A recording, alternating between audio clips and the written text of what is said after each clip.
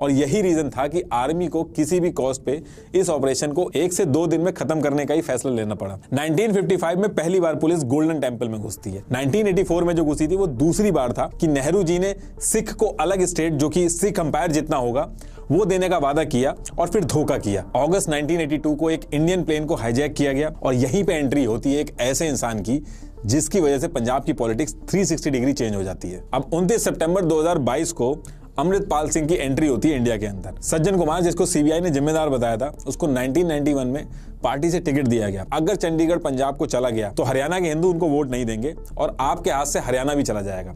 और इसी वजह से गोल्डन टेम्पल को ज्यादा नुकसान हुआ। हजारों सिखों को मारा गया। दिल्ली में 100 से भी ज्यादा गुरुद्वारे जला दिए गए। एक रिपोर्ट बनाई जिसका नाम रखा आनंदपुर साहिब रेजोल्यूशन। देखिए, जब भी पंजाब में इलेक्शंस हो, फार्मर प्रोटेस्ट हो, पंजाब में जब भी कोई मुद्दा उठता है, मीडिया के अंदर खालिस्तान का नाम क्यों आने लगता है। ऑपरेशन ब्लू स्टार जो है वो 1984 में हुआ था, लेकिन भिंडर वाले का जो रेफरेंस है वो आज भी क्यों दिया जाता है। और इससे पहले कि हम अभी जो अमृतपाल सिंह वाला इंसिडेंट हुआ वो डिस्कस करें, इससे पहले इसके पीछे रीजंस क्या हैं वो जानना बहुत ही जरूरी है। क्योंकि बिट्स एंड पीसेस में हमें स्टोरीज तो पता है, लेकिन एक्चुअल रीजन नहीं पता है कि ये सब हो क्यों रहा है। क्योंकि ये सारी चीजें जितनी सिंपल लग रही है उतनी है नहीं। अमृतपाल सिंह देश भर में उसकी चर्चा हो रही है। ऑपरेशन ब्लू स्टार शुरू हो गया था और उसके साथियों को निकालने की कोशिश में लगी थी।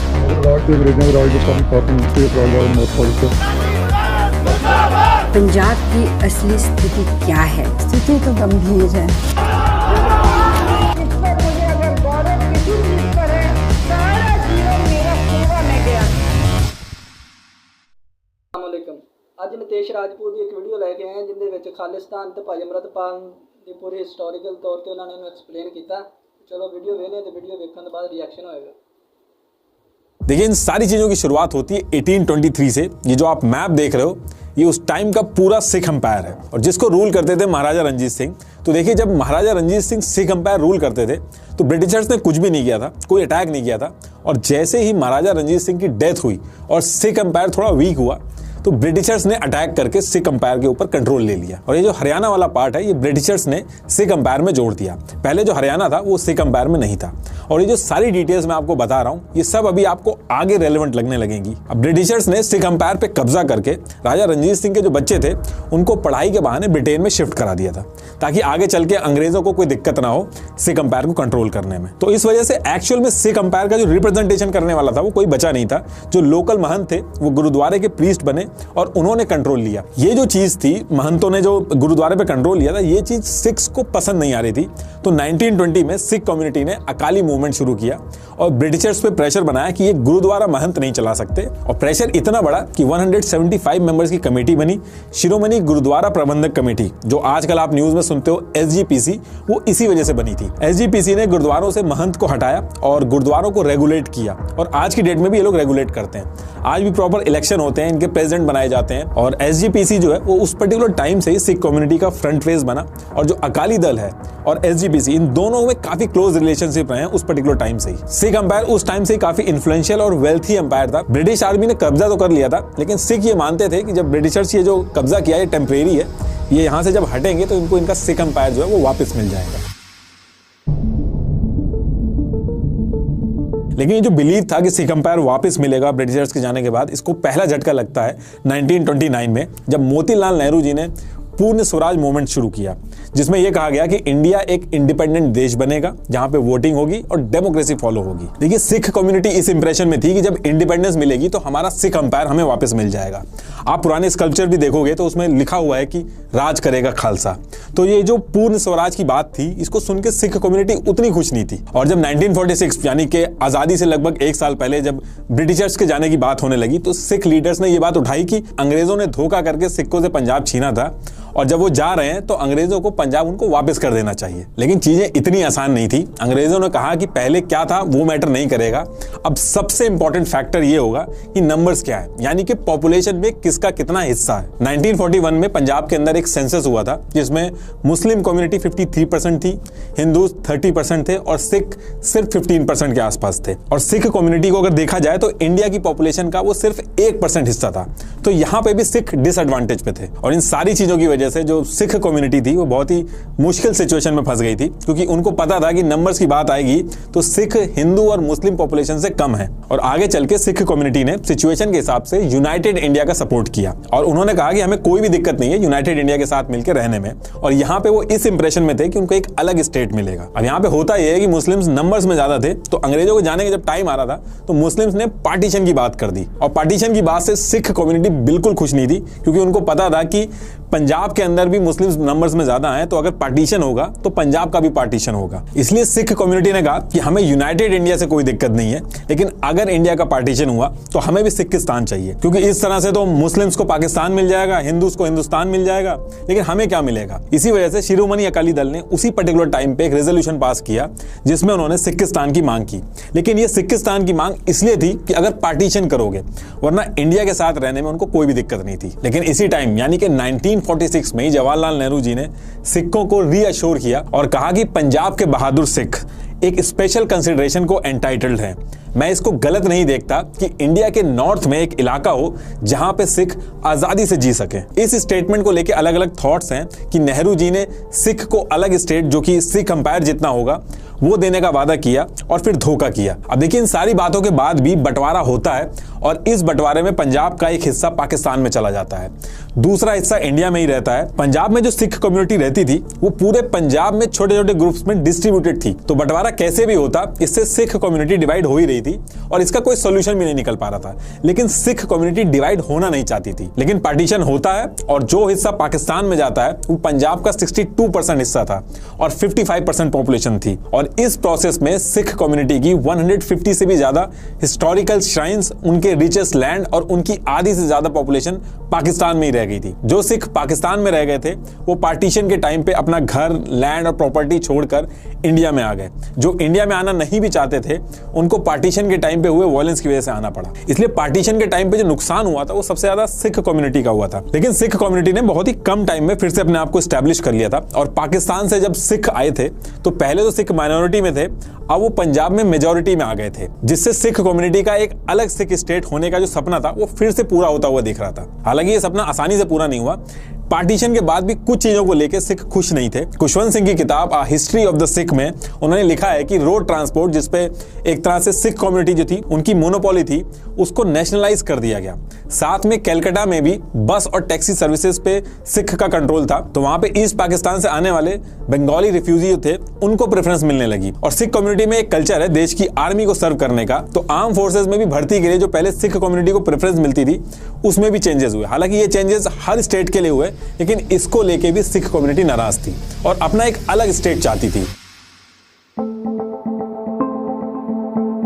गवर्नमेंट ने कुछ टाइम के लिए सिख मेजोरिटी वाले इलाकों को मिला के एक स्टेट भी दिया, Patiala and east Punjab state union, PEPSU भी कहते थे इसको। लेकिन इसमें कहा जाता है कि अकाली दल की बढ़ती हुई पावर को देख के कांग्रेस ने इसको हटा दिया। अब इसके बाद 1956 आता है और इंडियन गवर्नमेंट लेके आती है स्टेट रीऑर्गेनाइजेशन एक्ट 1956। इसमें यह था कि लैंग्वेज के आधार पर स्टेट्स को डिवाइड किया जाएगा। कई सारे सूबों में इंडिया डिवाइडेड था तो उसको डिवाइड किया गया। क्योंकि इंडिया एक सेकुलर कंट्री है तो धर्म या फिर जाति के आधार पर स्टेट नहीं बन सकते थे, वो बनाना सही भी नहीं रहता, तो लैंग्वेज के आधार पर स्टेट्स बनाए गए। तो इसमें तेलुगु बोलने वालों को आंध्र प्रदेश मिल गया, मराठी बोलने वालों को महाराष्ट्र मिल गया। तो सिख कम्युनिटी का कहना था कि हरियाणा को छोड़ के पूरे पंजाब की जो भाषा है वो पंजाबी है और ज्यादातर लिटरेचर भी गुरुमुखी स्क्रिप्ट में है, तो आप हरियाणा को हिंदी स्पीकिंग स्टेट में मिला दो और हमें पंजाबी स्टेट दे दो और पंजाबी को ऑफिशियल लैंग्वेज कर दो पंजाब की। लेकिन सरकार ने ये जो डिमांड थी पूरी तरीके से रिजेक्ट कर दी। अब यहां से धीरे धीरे चीजें खराब होना शुरू होती हैं।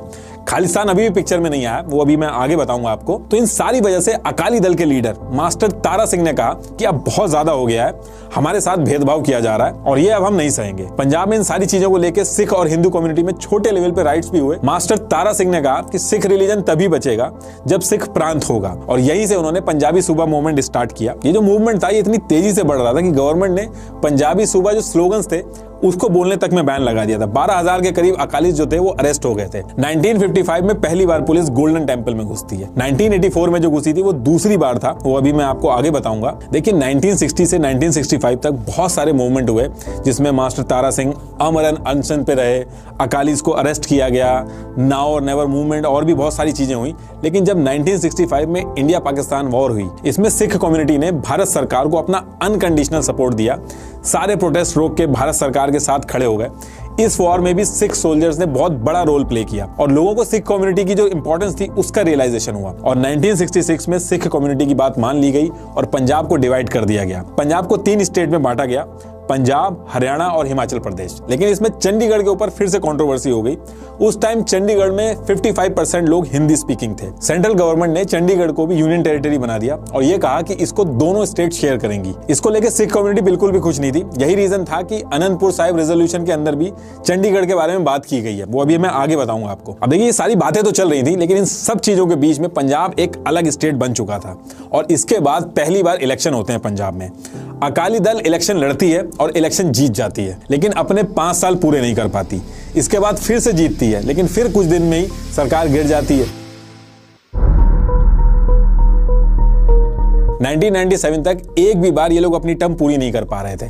पंजाब की जनता हर बार इनको जितवा रही थी, लेकिन ये अपनी टर्म पूरी नहीं कर पा रहे थे और इसका ब्लेम लगा कांग्रेस के ऊपर कि कांग्रेस या तो मिनिस्ट्री में चेंज करवा देती है या फिर मिनिस्टर्स को इन्फ्लुएंस करके सरकार गिरवा देती है ताकि कांग्रेस का जो इन्फ्लुएंस है वो पंजाब में स्ट्रांग रहे। एक एग्जाम्पल समझाता हूं, जैसे लक्ष्मण सिंह गिल अकाली दल से जीते, इनको अकाली दल ने एजुकेशन मिनिस्टर तक बना दिया, लेकिन इन्होंने बगावत करके कांग्रेस ज्वाइन कर ली और 13 एमएलए के साथ सरकार गिरा दी। तो इन सब वजह से कांग्रेस के ऊपर ब्लेम लगते रहे। अब इसमें अकाली दल के लिए दिक्कत यह थी कि चंडीगढ़ का मुद्दा हो या फिर पंजाब की रिवर्स के पानी का बात हो, फौज में कोटे की बात हो, सारे मुद्दों पे पंजाब के लोग बहुत ही प्रेशर बना रहे थे और इधर अकाली दल को यह समझ में नहीं आ रहा था कि वो खुद की सरकार तो चला नहीं पा रहे थे, दूसरी तरफ पूरे देश में यह बोला जा रहा था कि जो अकाली दल है सरकार चलाने लायक नहीं है। ऊपर से सबसे बड़ा झटका इनको तब लगा जब ये 1972 में कांग्रेस से इलेक्शन भी हार गए और कांग्रेस की तरफ से पंजाब के सीएम ज्ञानी जैल सिंह बने और आगे चल के इंडिया के प्रेसिडेंट भी बने।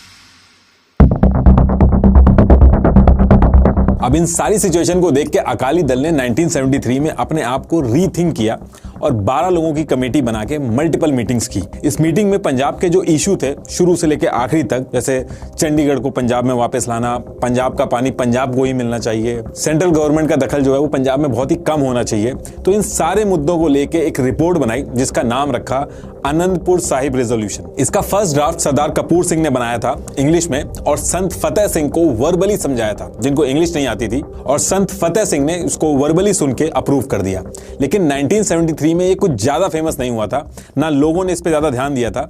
लेकिन अगस्त 1977 में ज्ञानी अजमेर सिंह, जो कि सेक्रेटरी थे अकाली दल के, इन्होंने एक नया वर्जन रिलीज किया इसका। उस टाइम ही लोगों में फेमस हुआ। ये ओरिजिनल रेजोल्यूशन से थोड़ा अलग था, अपडेटेड वर्जन आप कह सकते हो इसका। और ये जो आनंदपुर साहिब का रेजोल्यूशन था, इसके वर्जन को लेकर बहुत ही ज्यादा कंट्रोवर्सी हो रही थी उस टाइम पे और आज भी इसको लेकर कंट्रोवर्सी होती है। असल में अकाली दल के अंदर भी कई ग्रुप्स थे। कोई नेता अगर पीछे रह जाता था या उसको कम इंपॉर्टेंस मिलती थी तो वो एक एक्सट्रीम वर्जन बना के इस रेजोल्यूशन को प्रमोट करता था लोगों में, और कम टाइम में पॉपुलर होने का ये एक श्योर शॉट फॉर्मूला था। खालिस्तानियों ने भी ये कहा कि आनंदपुर साहिब रेजोल्यूशन में अलग देश की मांग की गई है, अलग स्टेट की नहीं। देखिए आनंदपुर साहिब रेजोल्यूशन एक वेपन की तरह बन गया था जिसको लोग अपने हिसाब से यूज कर रहे थे। जब कंट्रोवर्सी बहुत ही ज्यादा बढ़ गई तो संत हरचंद सिंह लोंगेवाल, जो अकाली दल के प्रेसिडेंट थे, उन्होंने इंडियन पार्लियामेंट के दोनों हाउसेस के मेंबर को आनंदपुर साहिब रेजोल्यूशन की कॉपी भेजी और कहा कि आनंदपुर साहिब रेजोल्यूशन का जो ऑथेंटिक वर्जन है वो ये है और कोई भी इस रेजोल्यूशन का गलत मतलब ना निकाले। उन्होंने कहा कि आनंदपुर साहिब रेजोल्यूशन में अलग देश की मांग नहीं की गई है और अगर कोई ऐसा कह रहा है तो वो गलत कह रहा है। वैसे भी अगर आप सर्च करोगे तो अकाली दल ने ऑफिशियली कभी भी नहीं कहा कि उनको अलग देश चाहिए। देखिए सिख कम्युनिटी अपने रिलीजन को लेकर काफी सेंसिटिव है। ब्रिटिशर्स के टाइम पे भी ब्रिटिशर्स सिख कम्युनिटी को नहीं रोक पाए थे टर्बन पहनने से, बाद में चल के उनको मानना पड़ा था, जबकि हिंदू और मुस्लिम्स के ऊपर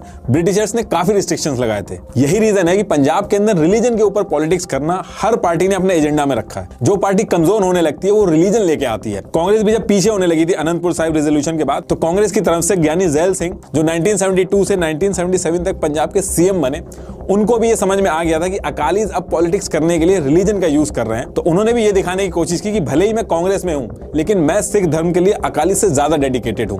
उन्होंने सिख गुरुज के जो जन्म दिवस होते थे उसको सेलिब्रेट करना शुरू किया और इसके साथ साथ पंजाब सरकार ने महाराजा रंजीत सिंह की जो बर्थ एनिवर्सरी थी वो भी बहुत धूमधाम से मनानी शुरू करी। देखिए, अनंतपुर रेजोल्यूशन पंजाब में बहुत ही पॉपुलर होने लगा था, जिससे अकाली दल स्ट्रांग हुआ और आगे चल के अकालीज ने कांग्रेस को भी इलेक्शन में हराया। अब इससे डील करने के लिए कांग्रेस को एक ऐसा फेस चाहिए था जो अकाली से ज्यादा रिलीजियस हो, और यहीं पे एंट्री होती है एक ऐसे इंसान की जिसकी वजह से पंजाब की पॉलिटिक्स 360 डिग्री चेंज हो जाती है।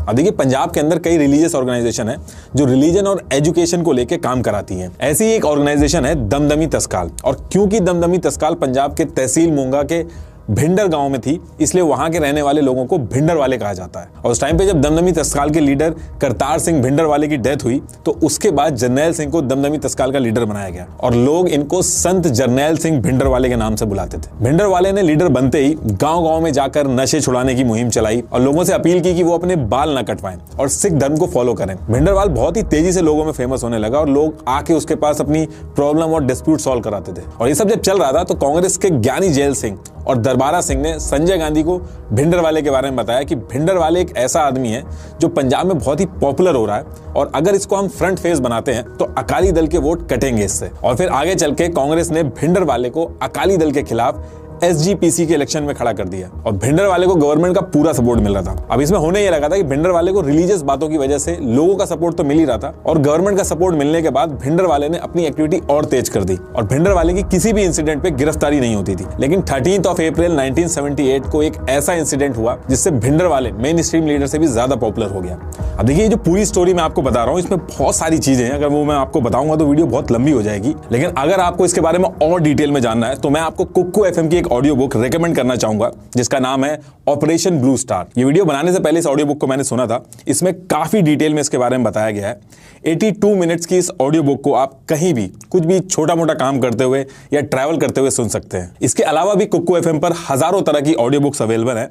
एंटरटेनमेंट, कॉमेडी, हॉरर, बायोग्राफीज जैसी कई कैटेगरीज हैं जहां आप अपने इंटरेस्ट के अकॉर्डिंग ऑडियो बुक सुन सकते हो। कुक्कू FM इंडिया का number 1 audio book listening platform है जहां कोर्सेज, स्टोरीज और ऑडियो बुक्स अवेलेबल हैं। आप मेरा कोड NR50 यूज करके फर्स्ट मंथ के सब्सक्रिप्शन पे 50% ऑफ भी ले सकते हैं। तो डाउनलोड करिए कुक्कू FM, link is in the description. तो टॉपिक पे वापस आते हैं।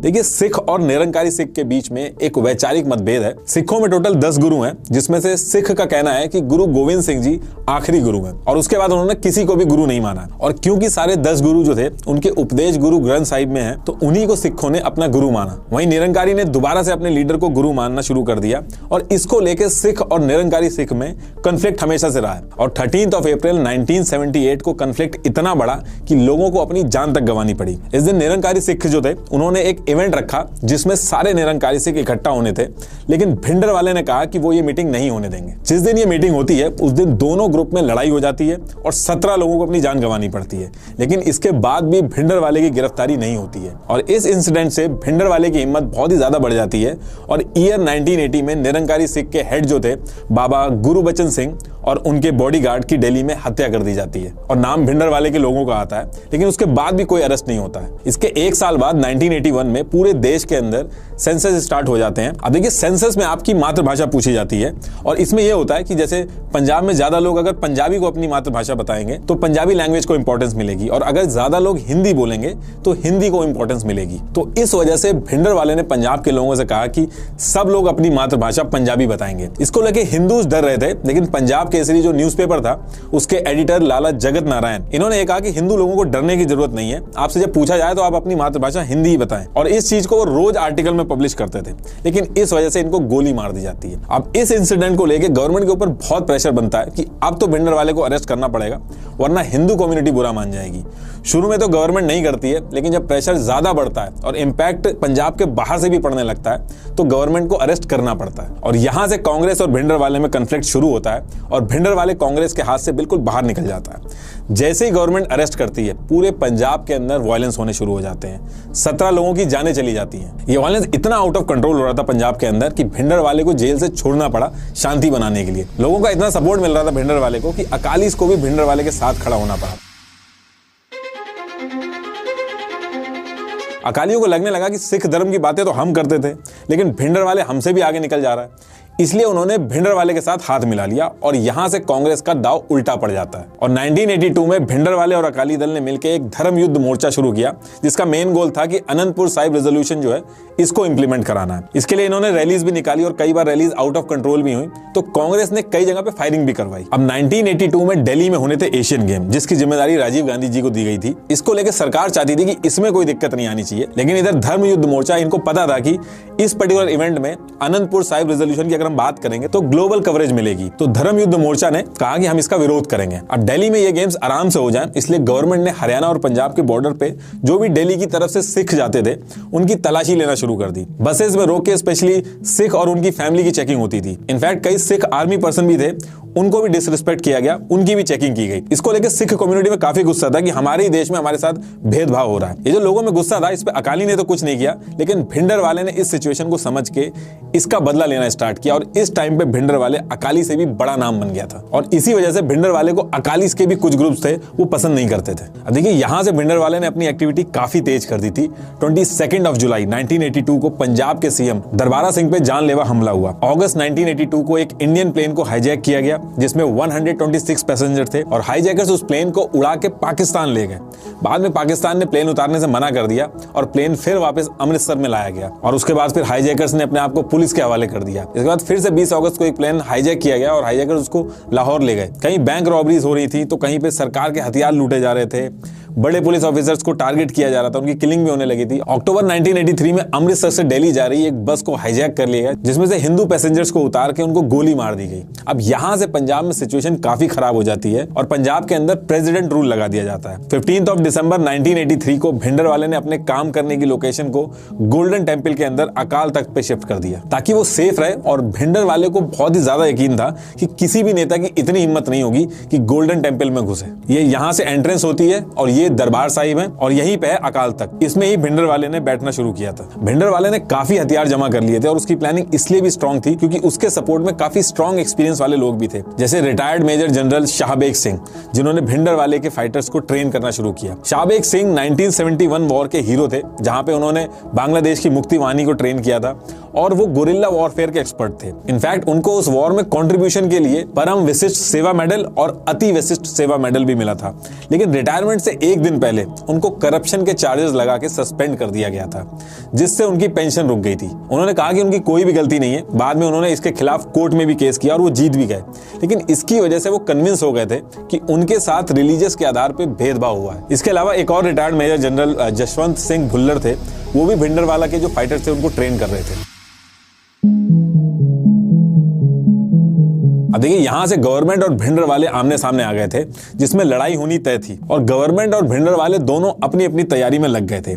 अकाल तख्त के अंदर हथियार वगैरह ट्रक से आने शुरू हो गए थे। इधर इंदिरा गांधी जी ने सिचुएशन को समझ के एक और ट्राई किया, जिसमें उन्होंने नरसिम्हा राव जी से एक प्रपोजल भिजवाया कि अनंतपुर साहिब रेजोल्यूशन की हम बातें मान लेंगे, लेकिन कुछ चीजें पॉसिबल नहीं हो पाएंगी। ये जो प्रपोजल था, ये पहले अकाली दल के थ्रू भिंडरवाले के पास गया। इस प्रपोजल को अकाली दल वाले तो मान रहे थे, लेकिन भिंडरवाले ने इस प्रपोजल को पूरी तरीके से रिजेक्ट कर दिया और कहा कि इससे पता चलता है कि अकाली दल सिर्फ पावर में आने के लिए ये सब कर रहा है। प्रपोजल रिजेक्ट होने के बाद गवर्नमेंट लड़ाई के लिए रेडी थी और आर्मी वाले सादे कपड़ों में गोल्डन टेम्पल के अंदर जाने लगे थे ताकि भिंडरवाले के फाइटर्स, उनकी एक्टिविटी, लोकेशन वगैरह इन सब का पता चल सके। आर्मी की तरफ से ये जो ऑपरेशन था, इसका जिम्मा मेजर जनरल कुलदीप सिंह बरार को दिया गया था, एक क्लीन शेव सिख ऑफिसर को, और इस ऑपरेशन को नाम दिया गया ऑपरेशन ब्लू स्टार। देश की अलग अलग जगहों से टैंक्स, माउंटेन गन्स, डाइवर्स और पुलिस डॉग्स पंजाब में आ रहे थे। इससे लोगों को समझ में आने लगा था कि कुछ होने वाला है, लेकिन इसके बारे में जो उस टाइम के प्रेसिडेंट थे ज्ञानी जैल सिंह और वो आर्मी के सुप्रीम कमांडर भी थे, उनको तक इस ऑपरेशन की डिटेल नहीं दी गई थी। 1 जून 1984 को पूरे पंजाब में कर्फ्यू लगा दिया गया और फोन लाइन भी बंद कर दी गई थी। आर्मी ने टेक ओवर ले लिया था और सभी लोकल और फॉरेन न्यूज रिपोर्टर्स को होटल और हर जगह से उठा के एक स्टेट बस में भरा गया और अमृतसर से बाहर कर दिया गया। लेकिन एक रिपोर्टर थे जो एसोसिएटेड प्रेस में थे, जिनका नाम था ब्रह्मा शलिनी, ये उस टाइम पे पंजाब के अंदर ही रह गए थे। तो इन्होंने उस टाइम पे रिपोर्ट किया और वो report times of London news में भी पब्लिश हुई, जिसमें इन्होंने कहा कि सिख को गोली मारी जा रही है और 1000 से भी ज्यादा सिख मिलिटेंट्स को मारा गया है, जबकि गवर्नमेंट का जो ऑफिशियल डेटा था वो 600 बोला गया था। और आगे चल के ब्रह्मा के ऊपर केस चला दिया गया मिस इन्फॉर्मेशन और रूल ब्रेक करने के लिए। जो ऑपरेशन ब्लू स्टार की एक्चुअल फाइट हुई थी वो 3 से 6 जून तक चली थी। और इसकी टाइमिंग को लेके भी बहुत सवाल उठे थे कि 3 जून जिस दिन गुरु अर्जुन देव जी का शहीदी दिवस था, उस दिन ज्यादा श्रद्धालु आते हैं गोल्डन टेम्पल में, और ये जितने भी लोग आए थे उनको अंदर जाने के बाद भिंडरवाले ने रोक लिया था ताकि आर्मी अटैक ना कर पाए। आर्मी को लग रहा था कि भिंडरवाले को आसानी से हरा देंगे, लेकिन ऐसा हुआ नहीं। जो इंटेलिजेंस थी वो काफी गलत निकली। ये लोग बहुत ही भारी प्रिपरेशन के साथ आए थे। रॉकेट लॉन्चर्स, एंटी टैंक बंदूकें, स्नाइपर, प्रॉपर एक ट्रेंड मिलिट्री की तरह वो लोग ऑपरेट कर रहे थे और इंडियन आर्मी को भारी नुकसान भी हुआ। 5 जून को गोल्डन टेम्पल के अंदर से सभी लोगों को सरेंडर करने को कहा गया। अब शुरू में तो ये प्लान था कि बाहर से कम्युनिकेशन कट कर दिया जाएगा तो ये लोग अपने आप सरेंडर कर देंगे। गोल्डन टेम्पल की बिजली काट दी गई, टेम्पल के अंदर जो टेलीफोन और ड्रिंकिंग वाटर की सप्लाई थी उसको भी काट दिया गया। लेकिन इस बीच में खबरें आने लगती हैं कि पंजाब के जो पास के गांव हैं उन इलाकों से हजारों की तादाद में सिख अमृतसर की तरफ आ रहे हैं और उनके पास हथियार भी हैं। और आर्मी हेलीकॉप्टर्स ने जिस तरफ भी देखा उनको हजारों लोग शहर के बाहर नजर आ रहे थे और यही रीजन था कि आर्मी को किसी भी कॉस्ट पे इस ऑपरेशन को 1 से 2 दिन में खत्म करने का ही फैसला लेना पड़ा और इसी वजह से गोल्डन टेम्पल को ज्यादा नुकसान हुआ। आर्मी ने एंटी टैंक मंगवा के 3 तरफ से अटैक किया। अकाल तख्त पे भी अटैक किया गया और ये बहुत ही बड़ा डिसीजन था जो आगे चल के बहुत ही भारी पड़ा। भिंडरवाले के लोग बाहर आए और आर्मी के बीच में बहुत फायरिंग चली। भिंडरवाले के लोग भी आखिरी दम तक लड़ते रहे, लेकिन सुबह 4:30 बजे तक आर्मी ने अकाल तख्त पे अपना कंट्रोल ले लिया था। ये ओरिजिनल आर्मी के प्लान की कॉपी है जो स्ट्रेटेजी बनाई गई थी ऑपरेशन ब्लू स्टार के लिए। अब भिंडरवाले और उसके फाइटर्स को तो मार दिया गया था, लेकिन गोल्डन टेम्पल की जब इमेजेस बाहर आई और लोगों को पता चला कि अकाल तख्त के ऊपर और दरबार साहिब पे भी गोलियां चली हैं, पूरी दुनिया के सिख भड़क गए थे। आर्मी के 8 कैंटोनमेंट में से 4000 सिख सोल्जर्स ने रिबेल कर दिया था, अपने ऑफिसर्स को मार दिया था और अमृतसर पहुंचने की कोशिश की। कई सिख एमपीज और एमएलए ने रिजाइन कर दिया था और माहौल काफी खराब हो गया था। भिंडरवाले की तो डेथ हो गई थी, लेकिन भिंडरवाले के समर्थन अभी भी थे। इसके बाद आर्मी ने इस ऑपरेशन का सेकंड राउंड शुरू किया। आर्मी ने इस ऑपरेशन को ऑपरेशन वुड रोज नाम दिया। आर्मी ने एक के बाद एक गांव को घेरना शुरू किया और सिर्फ सिख लोगों के वेपन्स के लिए तलाशी ली गई। इस बात से भी काफी लोग नाखुश थे। इसके साथ ही सरकार ने अकाली लीडरशिप को अरेस्ट करके जेल में डाल दिया। संत लौंगेवाल से लेके प्रकाश सिंह बादल तक सारे के सारे जेल में थे। लेकिन इससे दिक्कत यह हुई कि जो लीडरशिप वैक्यूम पैदा हुआ उसको मिलिटेंट ने हथिया लिया। 1 अक्टूबर 1984 को आर्मी गोल्डन टेम्पल से विड्रॉ कर लेती है, लेकिन तब तक बहुत बड़ा डैमेज हो चुका था। बहुत से लोग जो उस वक्त गोल्डन टेम्पल गए, उन्होंने टेम्पल को जब डैमेज देखा तो गुरु ग्रंथ साहिब की कसम खाई कि जिन लोगों ने यह किया है वो उनकी जान लेंगे या फिर उनकी जान लेने की कोशिश में मर जाएंगे। इस हिट लिस्ट में प्रेसिडेंट ज्ञानी जैल सिंह थे, इंदिरा गांधी, उनके बेटे और फैमिली, आर्मी ऑफिसर्स और भी कई लोग थे। इंदिरा गांधी जी ने जब गोल्डन टेम्पल का दौरा किया था तो वो काफी डिस्टर्ब थी। अब देखिए, जो भी सिख कौम को जानता है उसको पता था कि रिटेलिएशन तो जरूर होगा और भारी होगा। और इस ऑपरेशन के जो मेन कर्ता धर्ता थे, जिनके ऊपर खतरा था, उनको bullet proof waste, bodyguards provide किए गए। सबसे ज्यादा जो गार्डेड था वो इंदिरा गांधी जी का घर था। इंदिरा गांधी को उनके सिक्योरिटी ऑफिसर्स ने उनकी पर्सनल सिक्योरिटी में से सिख गार्ड को हटाने की भी सलाह दी थी, लेकिन कहा जाता है कि इंदिरा गांधी को लगा कि इससे मैसेज गलत जाएगा कि वो सिख कम्युनिटी के खिलाफ है। और 31 अक्टूबर 1984 को इंदिरा गांधी जी को उनके बॉडीगार्ड बेअंत सिंह और दूसरे सतवंत सिंह ने 18 गोलियां मार दी। इंदिरा गांधी जी को सोनिया गांधी तुरंत एम्स लेकर गईं और दोपहर 2 बजे तक उनकी डेथ हो गई थी। अब इसकी वजह से हिंदू सिख टेंशन बहुत तेज बढ़ गई थी। 31 अक्टूबर की दोपहर तक एम्स के बाहर बहुत ज्यादा भीड़ इकट्ठी हो गई थी और वहां पे जो भी सिख दिख रहे थे उनको पीटा जा रहा था। यहां तक कि भारत के प्रेसिडेंट ज्ञानी जैल सिंह वो भी जब एम्स की तरफ पहुंचे तो उनके ऊपर भी पत्थर फेंके गए। एम्स से ये भीड़ आसपास के इलाकों में पहुंचने लगती है और पुलिस ने उनको रोकने के लिए कुछ भी नहीं किया। दिल्ली में कनॉट प्लेस में सिखों की दुकानों को लूटा जाने लगा। उसके बाद सिख के टैक्सी, ट्रक, स्कूटर और 3 व्हीलर्स ये सब जलाए जाने लगे। साथ में जो डीडी चैनल था वो लगातार विजुअल दिखा रहा था, जहां पे एक तरफ इंदिरा गांधी जी की बॉडी थी और बगल में राजीव गांधी जी थे जो दुख में बैठे थे और पीछे से नारे लग रहे थे कि खून का बदला खून। इसके बाद जैसे टाइम बढ़ा था, दिल्ली के अंदर सिख को भीड़ ने टारगेट करके मारना शुरू किया। हजारों सिखों को मारा गया। दिल्ली में 100 से भी ज्यादा गुरुद्वारे जला दिए गए। औरतों के साथ क्राइम हुए, लूटपाट हुई और पुलिस की तरफ से एक्शन नहीं हो रहे थे।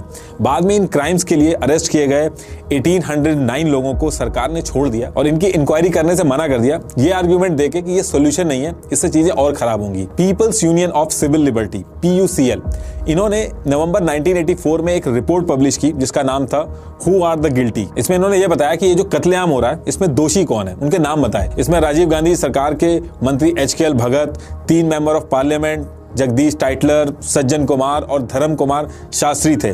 साथ में दिल्ली म्युनिसिपल कॉर्पोरेशन के अधिकारी भी थे। 13 पुलिस ऑफिसर्स और 198 पुलिसमैन भी शामिल थे। सज्जन कुमार, जिसको सीबीआई ने जिम्मेदार बताया था, उसको 1991 में पार्टी से टिकट दिया गया और वो भारी वोट से जीता भी। ये आप एक बार पॉज करके आप पढ़ लेना, सीबीआई और पुलिस की रिपोर्ट में जो आया था। जगदीश टाइटलर, जिसके ऊपर इल्जाम लगे थे कि उन्होंने दंगे करवाए, उसको भी टिकट दिया गया और union ministry of civil aviation का भी काम संभाला उन्होंने। लेकिन 1984 के दंगों के बाद इलेक्शन हुए और राजीव गांधी भारी वोटों से जीत के पीएम बने। उन्होंने पीएम बनते ही कहा कि पंजाब की प्रॉब्लम उनके लिए टॉप प्रायोरिटी है। तो उन्होंने पहले जितने भी अकाली लीडर जो जेल में थे उनको निकाला और अकाली लीडर्स के साथ मिलकर 24 जुलाई 1985 को राजीव लॉन्गेवाल अकॉर्ड साइन किया। इसमें एक मेन पॉइंट था कि 26 जनवरी 1986 को चंडीगढ़ पंजाब में ट्रांसफर कर दिया जाएगा। अब देखिए, भिंडरवाले की तो डेथ हो गई थी, लेकिन भिंडरवाले एक सोच थी और ये सोच अभी भी थी कुछ लोगों में। भिंडरवाले के समर्थक अभी भी पंजाब में थे, जिनको ये राजीव गांधी के साथ साइन हुआ अकॉर्ड बिल्कुल पसंद नहीं आया और बाद में संत लॉन्गेवाल की उन्होंने हत्या कर दी। राजीव गांधी जी ने सिचुएशन को तुरंत संभालने के लिए अकॉर्ड साइन तो कर लिया था और अकालियों को वादा भी कर दिया था, लेकिन हरियाणा के सीएम भजन लाल ने राजीव गांधी को कहा कि अगर चंडीगढ़ पंजाब को चला गया तो हरियाणा के हिंदू उनको वोट नहीं देंगे और आपके हाथ से हरियाणा भी चला जाएगा। ये बात राजीव गांधी को समझ में आई और बाद में वो इस अकॉर्ड से बेसिकली पीछे हट गए, जिसके लिए उनको आज भी क्रिटिसाइज किया जाता है। देखिए, भिंडरवाल के समर्थक अभी भी बचे थे और टाइम टू टाइम वो खालिस्तान की बातें करते रहते थे। सरकार उनको धीरे धीरे एलिमिनेट कर रही थी। एक बार फिर से गोल्डन टेंपल में भिंडरवाल के समर्थक बैठ गए थे और उसके बाद दोबारा से ऑपरेशन ब्लैक थंडर करना पड़ा। इस बार पॉलिटिशियंस ने आर्मी की जगह पुलिस से ही डील करवाया और टेंपल को कोई भी नुकसान नहीं होने दिया। ऑपरेशन ब्लैक थंडर 2 बार हुआ, एक 1986 में और दूसरा 1988 में, और इस तरीके से भिंडरवाल के सपोर्टर्स को एलिमिनेट कर दिया गया। धीरे धीरे करके सिख कम्युनिटी को प्लीज किया गया। जैसे कि जब चंद्रशेखर जी पीएम बने थे तो वो जो भी पब्लिक मीटिंग एड्रेस करते थे उसमें वाहेगुरु जी का खालसा वाहेगुरु जी की फतेह का नारा लगा के उसके बाद मीटिंग शुरू करते थे। मनमोहन सिंह जी सिख थे, उनको पीएम बनाया गया। ये कहा जाता है कि इसमें भी सिख को खुश करने का एक मोटिव था। इसके बाद धीरे धीरे सिचुएशन ठीक होने लगती है। अकालीज और कांग्रेस ने मिलकर पंजाब से एक्सट्रीमिस्ट को बाहर किया, कुछ को मार दिया गया, कुछ विदेश चले गए, वहां जाके खालिस्तान की डिमांड करने लगे, लेकिन सिचुएशन कंट्रोल में आ गई थी। बीच बीच में खालिस्तान की आवाजें निकलती थी, लेकिन बहुत ही कम लोग थे और वो इतने पावरफुल भी नहीं थे। अब देखिए, चीजें 2015 तक तो नॉर्मल रही। इसके बाद एक ऐसा इंसिडेंस होता है जिसकी वजह से लोग फिर से भड़कते हैं और खालिस्तान की बातें फिर से तेजी पकड़ लेती है। जब 1 जून 2015 को फरीदकोट डिस्ट्रिक्ट के बुर्ज जवाहर सिंह वाले गांव के गुरुद्वारे से गुरु ग्रंथ साहिब जी की चोरी हो गई। फिर इसके कुछ दिन बाद ही 25 सितंबर को इसी विलेज के आसपास कुछ पोस्टर मिले जिसमें सिख को टारगेट किया था। इसी गांव में गुरु ग्रंथ साहिब के पेजेस के साथ बेअदबी हुई। गुरु ग्रंथ साहिब जी की डिसरिस्पेक्ट को करना ही बेअदबी कहा जाता है। इस इशू की वजह से दोबारा से सिख रिलीजन पे अटैक का मुद्दा पंजाब की पॉलिटिक्स में आने लगा था। ऐसा एक नैरेटिव बन गया था कि सिख धर्म पर दोबारा से अटैक हो रहे हैं, साथ में अकालीज और वीक हो गए थे। तो रिलीजियस लोग अलग अलग पॉलिटिकल ऑल्टरनेटिव देखने लगे थे। इंडिया के बाहर भी खालिस्तान का रेफरेंडम चलने लगा था और नरेंद्र मोदी जी जब पावर में आए थे तो इनको लेके ये भी कहा जाता है कि ये स्टेट पावर स्ट्रांग नहीं रहने देते हैं, तो पंजाब के स्टेट राइट कहां से करने देंगे, या रिवर का इशू होगा वो कैसे सॉल्व करेंगे। तो इन सब के बीच में दीप सिंधु, जो एक एक्टर भी रहे हैं, इन्होंने टाइम टू टाइम बोला और फार्मर प्रोटेस्ट में भी नरेंद्र मोदी के खिलाफ काफी बातें बोली। दीप सिंधु ने एक वारिस पंजाब दे नाम की एक ऑर्गेनाइजेशन बनाई थी जिसका ऑब्जेक्टिव था कि ये सेंटर से पंजाब के राइट्स दिलवाएगी और पंजाबी कल्चर को सेव करेगी। लेकिन पंजाब चुनाव से 5 दिन पहले ही 15 फरवरी 2022 को एक रोड एक्सीडेंट में दीप सिंधु की डेथ हो गई और इसके बाद एंट्री होती है अमृतपाल सिंह की, जो कि दुबई से ही दीप सिंधु के टच में था, लेकिन ये लोग कभी मिले नहीं थे। दीप सिंधु की डेथ के बाद अमृतपाल सिंह को सितंबर 2022 में वारिस पंजाब डे का हेड अनाउंस कर दिया जाता है। अब इस पे दीप सिंधु की फैमिली ने कहा कि उसका दीप सिंधु से कोई लेना देना नहीं है और उसने जबरदस्ती वारिस पंजाब डे पे कब्जा कर लिया। लेकिन अमृतपाल के जो सपोर्टर थे, उनके जो करीबी थे, उनका कहना था कि दीप सिंधु के जो समर्थक हैं उन्होंने ही उसको वारिस पंजाब डे का हेड बनाया। अब 29 सितंबर 2022 को अमृतपाल सिंह की एंट्री होती है इंडिया के अंदर। भिंडरावाले के पुश्तैनी गांव रोडे, जो कि मोंगा जिले में है, वहां पे एक दस्तरबंदी सेरेमनी ऑर्गेनाइज की जाती है जिसमें हजारों लोग आए और हर कोई शौक था क्योंकि बहुत भारी सपोर्ट मिला। क्योंकि इतना सपोर्ट के लिए नेता लोगों को ग्राउंड पे बहुत काम करना पड़ता है और कोई दुबई से आके कुछ ही महीने में इतना सपोर्ट ले ले, तो हर कोई शौक था इस वजह से। और ये सेरेमनी हुई थी, इसमें मल्टीपल टाइम्स प्रो खालिस्तानी नारे भी लगे थे। अमृतपाल सिंह ने आते ही बताया कि भिंडरवाले उनके आदर्श हैं और भिंडरवाले की तरह ही ड्रग्स की बात की और बेअदबी को मुद्दा बनाना शुरू किया और सिखों को केश रखने को कहा, अपने धर्म को बढ़ाने की बात करी और कहा कि अब से जो भी बेअदबी करेगा उसको ना तो पुलिस को दिया जाएगा, ना कोर्ट केस चलेगा, हम उसको सजा देंगे। सोशल मीडिया में भी अमृतपाल सिंह बहुत तेजी से फेमस हो रहा है और यंग जनरेशन का भारी सपोर्ट मिल रहा है। और जब इसी 24 फरवरी को उनके एक साथी तूफान सिंह को पुलिस ने किडनैपिंग के मामले में अरेस्ट कर लिया, तब अमृतपाल सिंह के साथ हजारों लोग निकल के आए, जिसमें उनके हाथों में बंदूकें, तलवारें थीं और साथ में अमृतपाल सिंह ने गुरु ग्रंथ साहिब को अपने साथ रखा और अपने सर पे रख लिया ताकि पुलिस उनके ऊपर जवाबी कार्रवाई ना कर पाए।